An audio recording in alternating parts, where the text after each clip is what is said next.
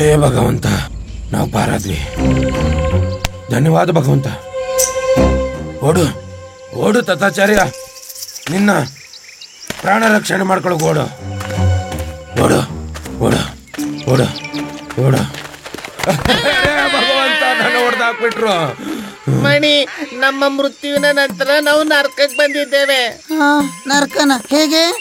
ಅರೆ, ಸ್ವರ್ಗದಲ್ಲಿ ಲೋಭಿ ದುರಾಚಾರಿ ದುಷ್ಟ ಮುದುಕನಿಗೆ ಸ್ಥಾನ ಎಲ್ಲಿ ಸಿಗುತ್ತೆ? ಇವನ್ ನರಕಕ್ಕೆ ಬಂದು ನಮ್ಮನ್ನು ಕರ್ಕೊಂಡು ಬಂದಿದ್ದಾನೆ. ಅಯ್ಯಯ್ಯೋ, ನೀವು ಬದುಕಿದ್ದೀರಾ, ಸತ್ತಿಲ್ಲ. ಅರ್ಥಾತ್ ಆ ದುರಾಚಾರಿ ಮುರುಗನಪ್ಪ ನಮ್ಮನ್ನ ಬಿಟ್ಬಿಟ್ಟ. ಆದರೆ ನಮಗೆ ಮಹಾರಾಜ ಹಾಗೂ ಪಂಡಿತ ರಾಮಕೃಷ್ಣರನ್ನು ಕಾಪಾಡಿಕೊಳ್ಳಲಾಗದ ಖೇದ ಆಜೀವನವಿರುತ್ತದೆ. ಮಹಾರಾಜರ ಧ್ವನಿ. ಮಹಾರಾಜ ಮಹಾರಾಜ ಮಹಾರಾಜ, ತಾವು ಕ್ಷೇಮ ತಾನೆ? ಮಹಾರಾಜ, ನಾವೆಲ್ಲಿದ್ದೇವೆ? ಮಹಾರಾಜ, ತಾವು ವನದಲ್ಲಿದ್ದೀರಿ ಹಾಗೂ ಸುರಕ್ಷಿತವಿದ್ದೀರಿ. ಮಹಾರಾಜ, ನಾವು ನಮ್ಮ ಮಂತ್ರದ ಶಕ್ತಿಯಿಂದ ರಾಕ್ಷಸ ಮುರುಗನ್ ಪಪ್ಪು ಹಾಗೂ ಅವನ ಸಂಗಡಿಗರನ್ನು ಅದೃಶ್ಯ ಮಾಡಬೇಕೆಂದಿದ್ವಿ. ಆದರೆ ಏನ್ ಮಾಡೋದು, ನಾವು ಜ್ಞಾನ ತಪ್ಪು ಬಿಟ್ಟಿವು. ಪಂಡಿತ ರಾಮಕೃಷ್ಣರಲ್ಲಿ. ಪಂಡಿತ ರಾಮಕೃಷ್ಣ, ಪಂಡಿತ ರಾಮಕೃಷ್ಣ, ಪಂಡಿತ ರಾಮಕೃಷ್ಣ. ಗುರುದೇವ, ಪಂಡಿತ ರಾಮಕೃಷ್ಣ ಎಲ್ಲಿದ್ದಾರೆ? ಸಿಕ್ಬಿಟ್ರು ಸಿಕ್ಬಿಟ್ರು. ರಾಮ. ಓಹೋ ಮಹಾರಾಜ, ಬಹುಶಃ ಆ ಆದಿವಾಸಿಗಳು ಪಂಡಿತ ರಾಮಕೃಷ್ಣರನ್ನು. ಗುರುದೇವ, ಶ್ವಾಸ ಚಲಿಸುತ್ತಿದೆ. ಯಾಕೆ ಚಲಿಸುತ್ತಿದೆ ಮಹಾರಾಜ? ಶ್ವಾಸ ಚಲಿಸುತ್ತಿದೆ, ಶ್ವಾಸ ಚಲಿಸುತ್ತಿದೆ. ಪಂಡಿತ ರಾಮಕೃಷ್ಣ, ಶಾಂತಿ. ಪಂಡಿತ ರಾಮಕೃಷ್ಣ, ನಾವು ಸುರಕ್ಷಿತವಾಗಿದ್ದೇವೆ. ಅವರೆಲ್ಲೋದ್ರು? ಅವರನ್ನು ನಾವು ನಮ್ಮ ಮಂತ್ರದ ಶಕ್ತಿಯಿಂದ. ಗುರುವರ್ಯ, ನೀವು ಶಾಂತವಾಗಿರಿ. ಹಾ ಮಹಾರಾಜ, ಕ್ಷಮಿಸಿ ಕ್ಷಮಿಸಿ. ಪಂಡಿತ ರಾಮಕೃಷ್ಣ, ನಾವು ಕ್ಷಮೆ ಕೇಳುತ್ತೇವೆ. ಅಯ್ಯೋ ಮಹಾರಾಜ, ತಾವು ತಾವು ತಾವು ಏನ್ ಮಾಡ್ತಿದ್ದೀರಿ? ನಾವು ನಿಮ್ಮ ಮೇಲೆ ಕ್ರೋಧಿತರಾಗಿದ್ದೆವು, ಕ್ಷಮಿಸಿ ನಮ್ಮನ್ನು. ಇಲ್ಲ ಇಲ್ಲ ಮಹಾರಾಜ, ಕ್ಷಮೆ ಕೇಳಬೇಕಾದವ್ ನಾನು ನನ್ನ ನಾಲ್ಗೆ ಮೇಲೆ ನಿಯಂತ್ರಣ ಇಡಬೇಕಿತ್ತು. ನಾನೇನೋ ಮಾತನಾಡ್ಬಿಟ್ಟೆ ಅಲ್ವಾ ಗುರುವರಿಯರೇ? ಅದಂತ ಸತ್ಯ. ಹಾ, ಏನೇ ಮಾತನಾಡಿದರೂ ಉಚಿತವಿರುತ್ತೆ. ನಿಮ್ಮ ಕಥನ ಸತ್ಯವಾಯಿತು. ಇವತ್ತು ನಮ್ಮ ಬೆರಳು ಕತ್ತರಿಸದಿದ್ದರೆ ಬಹುಶಃ ನಮ್ಮನ್ನು ಬಲಿ ನೀಡಲಾಗುತ್ತಿತ್ತು. ಪಂಡಿತ ರಾಮಕೃಷ್ಣ, ಸತ್ಯವನ್ನೇ ಹೇಳಿದ್ದೀರಿ. ಈಶ್ವರ ಏನೇ ಮಾಡಿದರೂ ಒಳ್ಳೆಯದಕ್ಕೆ ಮಾಡುತ್ತಾನೆ. ಹಾ ಮಹಾರಾಜ, ಇದೇ ಸತ್ಯ. ಹೌದು ಹೌದು. ಮತ್ತೆ ಆ ಈಶ್ವರ ನಿಮ್ಮನ್ನು ಮಾತುಗಾರನಾಗಿ ಮಾಡಿದ್ದಾನೆಂದರೆ ಶುಭವಿರುತ್ತದೆ. ಪಂಡಿತ ರಾಮಕೃಷ್ಣ, ನೀವು ಹೀಗೆಯೇ ಇರಿ. ಯಾಕೆಂದರೆ ಈಶ್ವರ ಏನೇ ಮಾಡಿದರೂ ಒಳ್ಳೆಯದಕ್ಕೆ ಮಾಡ್ತಾರೆ. ಹೌದು ಹೌದು. ಈಶ್ವರ ನಮ್ಮನ್ನು ಈ ಪಾಖಂಡಿ ಮುದುಕನ ಶಿಷ್ಯರನ್ನಾಗಿ ಮಾಡಿ ಯಾವ ಒಳ್ಳೆ ಕಾರ್ಯ ಮಾಡಿದ್ದಾನೆ. ಅದೇ ಈ ಮುದುಕನ್ ರೀತಿ ಈಶ್ವರನು ಸದಾ ನಮ್ಮ ಮೇಲೆ ಕ್ರೋಧಿತರಾಗಿರ್ತಾನೆ. ದುಷ್ಟರೇ, ನಮಗೆಲ್ಲ ಕೇಳಿಸುತ್ತಿದೆ. ಮಹಾರಾಜ, ನಾವು ಗುರುದೇವ್, ಮುರುಗನ್ ಪಪ್ಪು ಬಂದ್ಬಿಟ್ಟ.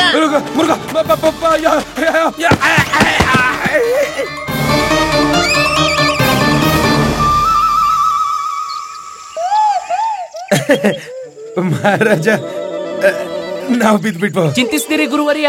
ಈಶ್ವರ ಏನೇ ಮಾಡಿದ್ರು ಒಳ್ಳೆಯದಕ್ಕೆ ಮಾಡುತ್ತಾನೆ.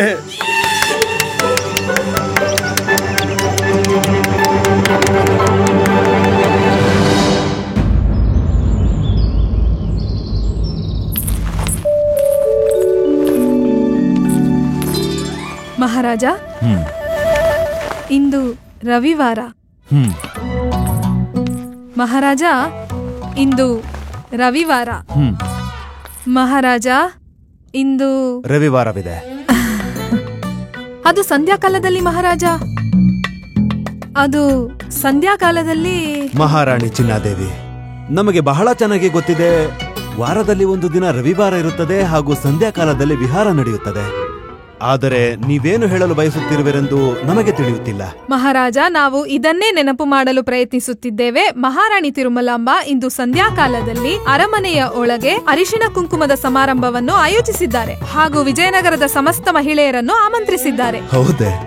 ಹಾಗೂ ಈ ಪ್ರಯುಕ್ತ ಅವರು ಉಪವಾಸವನ್ನೂ ಮಾಡುತ್ತಿದ್ದಾರೆ. ಮಹಾರಾಜ, ಉಪವಾಸವಿದ್ದಾರಾ? ಎಲ್ಲಿಯವರೆಗೂ ಉಳಿಯುತ್ತೆ?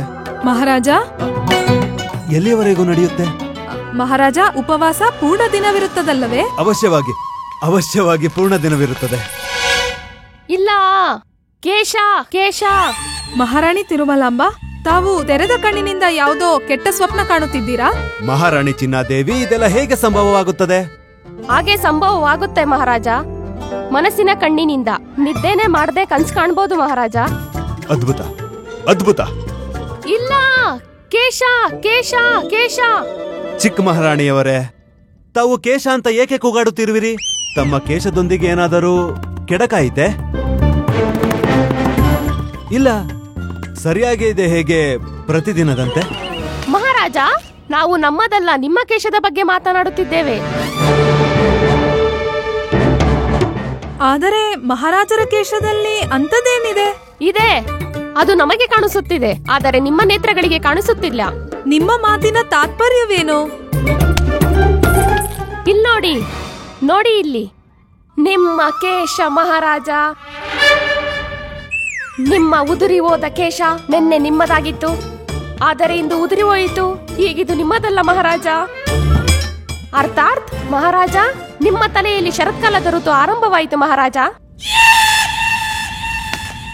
ಮಹಾರಾಣಿ ತಿರುಮಲಾಂಬ, ನೀವು ವ್ಯರ್ಥವಾಗಿ ಚಿಂತೆ ಮಾಡುತ್ತಿದ್ದೀರಿ. ಒಂದು ದಟ್ಟವನದಲ್ಲಿ ಒಂದು ವೃಕ್ಷ ಮುರಿದು ಬಿದ್ದು ಹೋದರೆ ಅದನ್ನು ಬಂಜರು ಎಂದು ಕರೆಯುವುದಿಲ್ಲ. ಆದರೆ ಅದೇ ವನದಲ್ಲಿ ಒಂದೊಂದಾಗಿ ವೃಕ್ಷಗಳು ನೆಲಕ್ಕೆ ಉರುಳಿದರೆ ಯೋಚಿಸಿ, ಮಹಾರಾಜರ ಶಿರವಂತೂ ತೆರನ ಮೈದಾನವಂತಾಗುತ್ತದೆ. ಒಂದು ವೇಳೆ ಈಗೇನಾದರೂ ಆದರೆ ಮಹಾರಾಜ, ಬೋಳು ಶಿರವನ್ನು ಹೊತ್ತಿ ದರ್ಬಾರಿಗೆ ಹೇಗೆ ಹೋಗುತ್ತೀರಿ?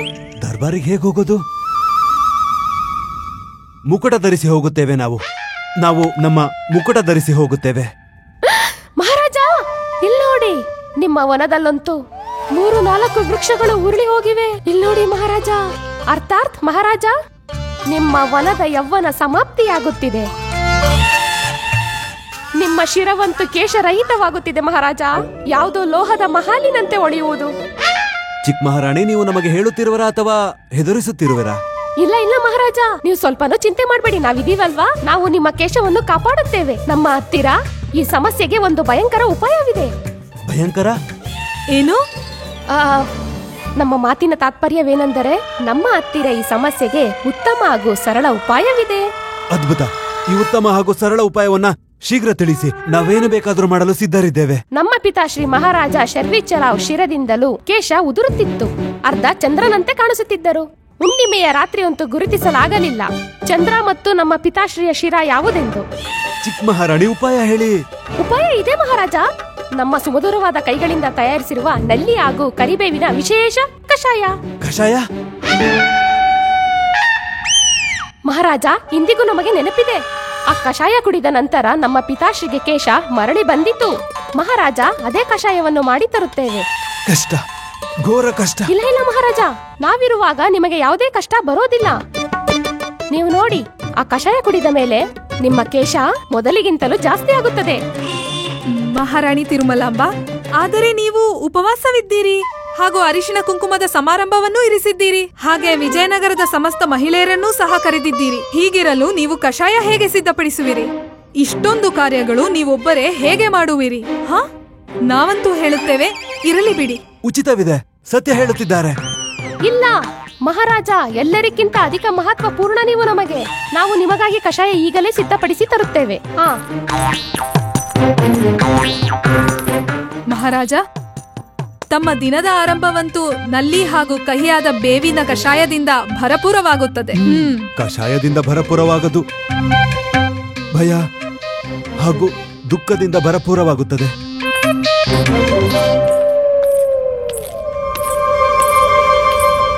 ಕಷಾಯ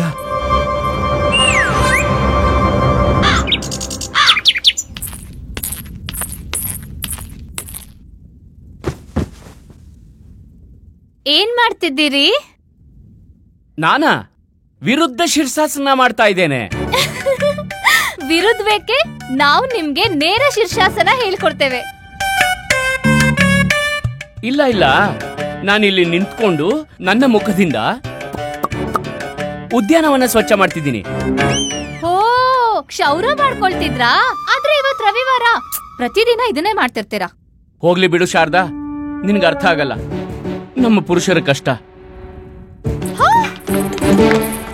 ಹೌದಾ? ಕಷ್ಟ ಕಷ್ಟ ಕಷ್ಟ ನಮ್ ಸ್ತ್ರೀಯರ್ಗೂ ಆಗತ್ತೆ. ನಿಮಗ್ ಗೊತ್ತಿದ್ಯಾ ಸ್ತ್ರೀಯರ್ಗೆ ಎಷ್ಟೊಂದ್ ಕಷ್ಟ ಇದೆ ಅಂತ? ಹಾ ಸರಿ ಸರಿ, ಆದ್ರೆ ನಿಮಗೆ ನಮ್ಮ ಪುರುಷರ ಗಡ್ಡದ ವಿಷಯದ ಬಗ್ಗೆ ಏನು ತಿಳಿದಿಲ್ಲ. ಅರೆ ಗೊಬ್ಬರ ಇಲ್ದೇನೆ ಬೆಳೆದ್ ಬಿಡುತ್ತವೆ ಮನೆ ತೋಟದ ರೀತಿ. ರಾಮ, ಗಡ್ಡ ಶಿಸ್ತುಬದ್ಧ ಬೆಳವಣಿಗೆ ಆಗಿರುತ್ತೆ. ಅದಕ್ಕೆ ನಿಯಮಿತ ರೂಪದಲ್ಲಿ ಪ್ರತಿದಿನ ಬೆಳೆಯುತ್ತೆ. ನಿನ್ ರೀತಿ ಅಲ್ಲ. ನಾನಲ್ಲ, ಅಮ್ಮ ಹೇಳ್ತಿರೋದು. ಅಮ್ಮ, ನಮ್ಮ ಪ್ರತಿದಿನದ ಮುಂಜಾನೆ ಕತ್ತಿನ ಮೇಲೆ ಕತ್ತಿ ಇಡೋದ್ರ ಮೂಲಕ ಶುರು ಆಗುತ್ತೆ. ಹೇಗ್ ಕೊಚ್ಕೋತಿದ್ದಾನೆ ಅಂದ್ರೆ ಯಾವ್ದೋ ಬಹಳ ದೊಡ್ಡ ಘನಂದಾರಿ ಕೆಲಸ ಮಾಡ್ತಿರೋ ಹಾಗೆ. ಅಮ್ಮ, ಇದು ಬುದ್ಧಿ ಹಾಗೂ ಧೈರ್ಯ ಎರಡು ಬೆರ್ತಿರೋ ಕಾರ್ಯ.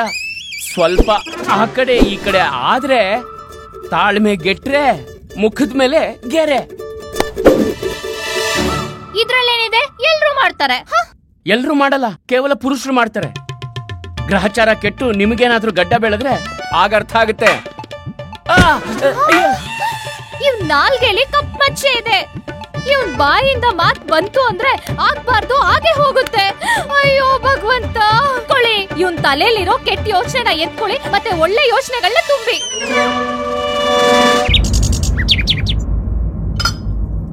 ಗುರುಜಿ, ಗುರುಮಾತೆ.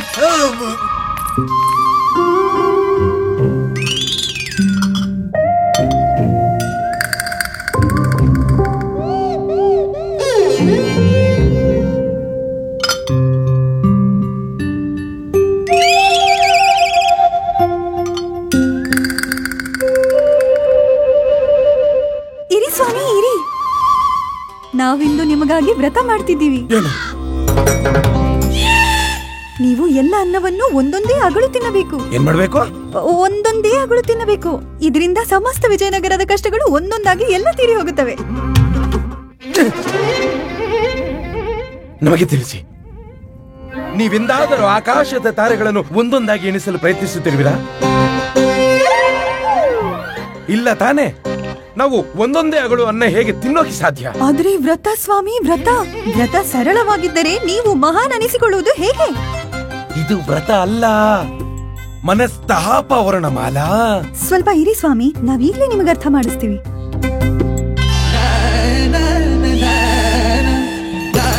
ಇಲ್ಲಿ ನೋಡಿ ಸ್ವಾಮಿ, ಇದೇ ಪ್ರಕಾರ ನೀವು ಅನ್ನವನ್ನ ಒಂದೊಂದೇ ಅಗಳು ಸೇವಿಸಬೇಕು. ವರ್ಣಮಾಲಾ, ಈ ರೀತಿಯಲ್ಲಿ ಕೇವಲ ಒಂದು ಹೊತ್ತಿನ ಊಟ ಮಾಡಲು 2 ಜನ್ಮ ಬೇಕಾಗುತ್ತದೆ. ನಾವು ಮಾಡುವುದಿಲ್ಲ ಈ ವ್ರತವನ್ನು. ಆದ್ರೆ ಸ್ವಾಮಿ, ನೀವೇನಾದ್ರೂ ಈ ವ್ರತ ಪೂರ್ಣಗೊಳಿಸದಿದ್ರೆ ಪ್ರಳಯವಾಗುತ್ತೆ, ಪ್ರಳಯ. ಹೌದಾ? ಸರಿ, ಮಾಡ್ತೇವೆ. ಗುರುಮಾತೆ, ನೀವಿಂದು ನೋಡಿ, ನಮ್ಮ ಗುರುಜಿ ಭೋಜನವನ್ನು ಕೈಯಿಂದ ಅಲ್ಲ, ತಮ್ಮ ಮಂತ್ರದ ಶಕ್ತಿಯಿಂದ ಗ್ರಹಣ ಮಾಡ್ತಾರೆ. ಗುರುಜಿ, ನೀವು ಮಂತ್ರಶಕ್ತಿಯಿಂದ ಕೇವಲ ಅನ್ನದ ಅಗಳನ್ನು ಮಾತ್ರ ಗ್ರಹಣ ಮಾಡ್ತೀರಲ್ವಾ? ಮಿಕ್ಕೆಲ್ಲ ಸ್ವಾದಿಷ್ಟ ತಿನಿಸುಗಳನ್ನ ನಾವು ತಿಂತೀವಿ. ಗುರುಜಿ, ನಿಮ್ಗೆ ನಾವು ಇಷ್ಟು ಸಹಾಯ ಮಾಡಿಲ್ಲ ಅಂದ್ರೆ ಹೇಗೆ ಹೇಳಿ? ನಾವು ನಿಮ್ ಪ್ರೀತಿಯ ಶತ್ರು ಅಲ್ಲಲ್ಲ, ಶಿಷ್ಯರಲ್ಲವೇ ಗುರುಜಿ? ಹಾ ಪುತ್ರರೇ, ಯಾಕಿಲ್ಲ. ನೀವು ಅತಿ ಶೀಘ್ರ ಆರಂಭಿಸಿ, ಹಾಗೂ ಈ ರೀತಿಯಿಂದಲಾದ್ರೂ ನಮ್ಮ ಆಸೆಯು ಬೇಗ ಈಡೇರುವುದು. ಏನಾಯ್ತು ಗುರುಜಿ? ನಮ್ಮ ಸ್ವಾಸ್ಥ್ಯ ಸರಿ ಇಲ್ಲ. ಸ್ವಾಸ್ಥ್ಯ? ನಾವು ಭೋಜನ ಸೇವಿಸುವುದಿಲ್ಲ, ವಿಶ್ರಾಂತಿ ಪಡೆಯುತ್ತೇವೆ. ದಣಿಮಣಿ, ಮನೆ ಎತ್ಕೊಳ್ಳಿ.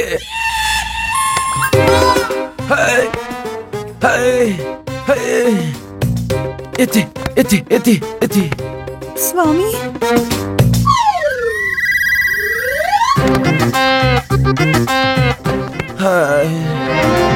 ನೀವ್ ಗಡ್ಡವನ್ನೇ ತೆಗಿತಾ ಇರಿ.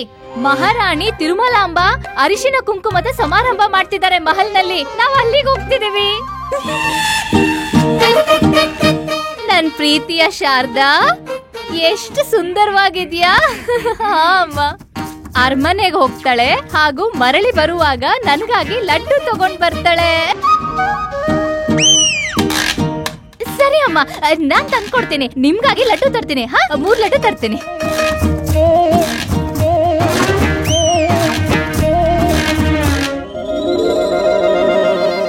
ಹೇ ಈಶ್ವರ, ನಾವಿಂದು ಅರಿಶಿನ ಕುಂಕುಮಕ್ಕೆ ಹೋಗುವುದಿಲ್ಲ, ಇಲ್ಲೇ ಇದ್ದು ನಿಮ್ಮ ಸೇವೆ ಮಾಡುತ್ತೇವೆ. ಯಾಕೆ ಸೇವೆ ಮಾಡಬೇಕು?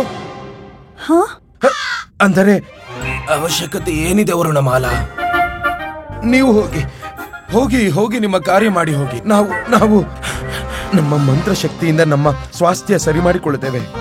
ಇಲ್ಲ ಇಲ್ಲ ಸ್ವಾಮಿ, ನೀವು ಈ ಕಷ್ಟದಲ್ಲಿರೋದನ್ನ ನಾವು ನೋಡಕ್ ಆಗ್ತಿಲ್ಲ. ನೇತ್ರ ಮುಚ್ಚಿಕೊಳ್ಳಿ. ಹಾ? ಇಲ್ಲಿ ಬನ್ನಿ. ಒಬ್ಬ ಸ್ತ್ರೀ ಅರಿಶಿಣ ಕುಂಕುಮಕ್ಕೆ ಯಾಕೆ ಹೋಗ್ತಾಳೆ? ಅವಳು ತನ್ನ ಪತಿ ಪರಮೇಶ್ವರನ ಕುಶಲತೆ ಹಾಗೂ ಸ್ವಾಸ್ಥ್ಯಕ್ಕಾಗಿ ಹೋಗ್ತಾಳೆ. ನೀವೇನಾದ್ರೂ ಹೋಗ್ತಿದ್ರೆ ಆಗ ನಮ್ಮ ಸ್ವಾಸ್ಥ್ಯ ಇನ್ನೂ ಹದಗೆಡುತ್ತದೆ. ಹಾಗೆ ಒಬ್ಬ ಸ್ತ್ರೀಯನ್ನು ಅರಿಶಿಣ ಕುಂಕುಮಕ್ಕೆ ಕಳಿಸದಿರುವ ಮಹಾಪಾಪ ನಮಗೆ ತಟ್ಟು ಬೀಳುತ್ತದೆ. ವರ್ಣಮಾಲಾ, ಶಿವ ಶಿವ ಶಿವ ಶಿವ. ನೀವು ಹೋಗಿ ನೀವು. ಇವ್ರಿದ್ದಾರಲ್ಲ ಧಣಿಮಣಿ, ಇವ್ರು ಮಾಡ್ತಾರೆ ನಮ್ಮ ಸೇವೆ. ಗುರುಮಾತೆ, ದಣಿಮಣಿ ಇರುವಾಗ ನೀವು ಚಿಂತೆ ಮಾಡಬೇಡಿ.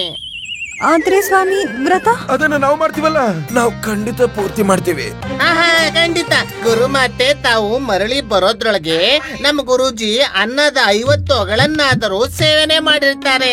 ತಾವು ಚಿಂತಿಸದಿರಿ ಗುರುಮಾತೆ, ನಾವು ಗುರುಜಿಗೆ ಅನ್ನದ ಅಗುಳನ್ನ ಆರಿಸಿ ಹಾಗೂ ಎಣಿಸಿ ತಿನ್ನಿಸ್ತೇವೆ. ಹೋಗಿ ತಿಂತೇವೆ. ತಮ್ಮ ಆಜ್ಞೆಯಂತೆ ಆಗಲಿ ಸ್ವಾಮಿ. Hi hi hi hi hi hi.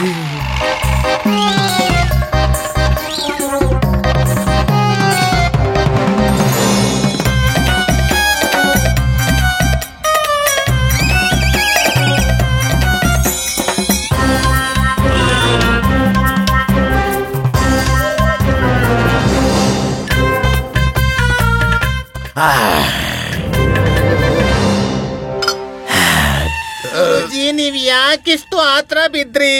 ನೀವು ಒಂದೊಂದೇ ಅನ್ನದ ಅಗುಳನ್ನು ಬಹಳ ಪ್ರೇಮದಿಂದ ಸೇವಿಸಬೇಕಿತ್ತು. ಗುರುಜಿ, ನೀವು ಹೇಗ್ ತಿಂದ್ರಿ ಅಂದ್ರೆ ಯಾರೋ ಕ್ಷಾಮ ಪೀಡಿತ ಪ್ರಾಂತ್ಯದಿಂದ ಬಂದವರಂತೆ ಎಲ್ಲ ಖಾಲಿ ಮಾಡ್ಬಿಟ್ರಿ. ಮೂರ್ಖರೇ, ಶಾಂತರಾಗಿರಿ. ನಿಮ್ಮ ಮುಂದೆ ಅತ್ಯಧಿಕ ಸ್ವಾದಿಷ್ಟ ಭೋಜನ ಇದ್ದಾಗ ಆ ಭೋಜನವನ್ನು ಎಂದು ಕಾಯಿಸಬಾರದು. ಭೋಜನಕ್ಕೆ ಕೋಪ ಬರುತ್ತದೆ ಹೀಗೆಂದು ಧರ್ಮ ಹೇಳುತ್ತದೆ. ಯಾವ ಧರ್ಮ ಹೇಳುತ್ತೆ ಗುರುಜಿ? ಭೋಜನ ಧರ್ಮ. ಈಗ ನೀವೊಂದು ಕೆಲಸ ಮಾಡಿ, ಈ ತಟ್ಟೆಯನ್ನು ಪುನಃ ತುಂಬಿಸಿಡಿ. ವರ್ಣಮಾಲೆಗೆ ಸಂದೇಹ ಬರಬಾರದು ಅಲ್ಲವೇ? ಗುರುಜಿ, ನಮ್ಗಂತೂ ಇದು ಚೆನ್ನಾಗಿ ತಿಳಿದಿತ್ತು, ನೀವು ಮಹಾಗುರುಗಳೆಂದು. ಆದ್ರೆ ನೀವು ಮಹಾಚತುರರು ಎಂದು ನಮಗೆ ನಿಧಾನವಾಗಿ ತಿಳಿದು ಹೋಯ್ತು ಗುರುಜಿ.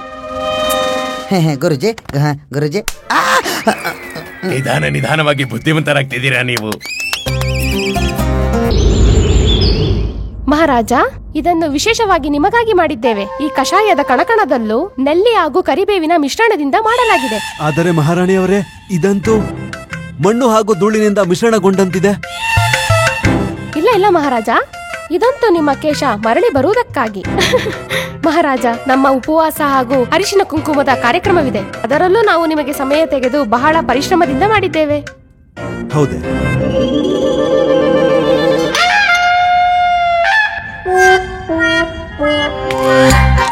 ಇದರ ಯಾವ ಅವಶ್ಯಕತೆ ಇತ್ತು? ಏನು? ಅದು ನಿಮಗೆ ನೀವಿಷ್ಟು ಕಷ್ಟ ತೆಗೆದುಕೊಳ್ಳುವ ಅವಶ್ಯಕತೆ ಏನಿತ್ತು ಚಿಕ್ಕ ಮಹಾರಾಣಿ? ಅವಶ್ಯಕತೆ ಅಲ್ಲ ಮಹಾರಾಜ, ಕರ್ತವ್ಯಕ್ಕೆ ವಶಭೂತರಾಗಿ ನಾವು ನಿಮಗೆ ಏನು ಬೇಕಾದರೂ ಮಾಡುತ್ತೇವೆ. ನಾವು ಸ್ವಯಂ ಕೂಡ ಚಿಂತಿತರಾಗಿದ್ದೇವೆ ಮಹಾರಾಜ. ಸ್ವಲ್ಪ ಯೋಚಿಸಿ, ಬೋಳು ತಲೆಯ ಮಹಾರಾಜನ ಮಹಾರಾಣಿ ಹೇಗಿರುತ್ತಾಳೆ? ಪ್ರಜೆಗಳು ನಮ್ಮನ್ನು ಪ್ರಶ್ನೆ ಕೇಳುತ್ತಾರೆ, ಇವಳೇ ಆ ಮಹಾರಾಣಿ, ಇವರ ಪತಿ ಸಾಮ್ರಾಟ, ಇವರ ಹತ್ತಿರ ಎಲ್ಲವೂ ಇದೆ, ಆದರೆ ಕೇಶವಿಲ್ಲ. ಮಹಾರಾಜ, ಅರಿಶಿನ ಕುಂಕುಮದ ಸಮಯವಾಗಿದೆ, ನಾವು ಹೋಗಬೇಕಾಗುತ್ತದೆ. ಆದರೆ ಈ ಕಷಾಯವನ್ನು ನೀವು ಅವಶ್ಯವಾಗಿ ಕುಡಿಯಬೇಕು. ಆಮೇಲೆ ನೋಡಿ, ನಿಮ್ಮ ಶಿರದ ಕೇಶವಂತೂ ಯಾವುದೂ ಉದುರುವುದಿಲ್ಲ.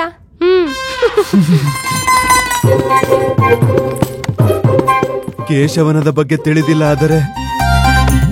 ಆದರೆ ಈ ಕಷಾಯ ಕುಡಿದು ನಾವು ಖಂಡಿತ ತೊಳೆದು ಹೋಗುತ್ತೇವೆ.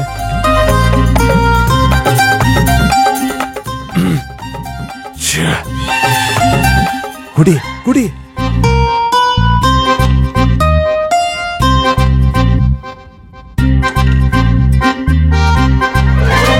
ಕುಡಿ. ಇದು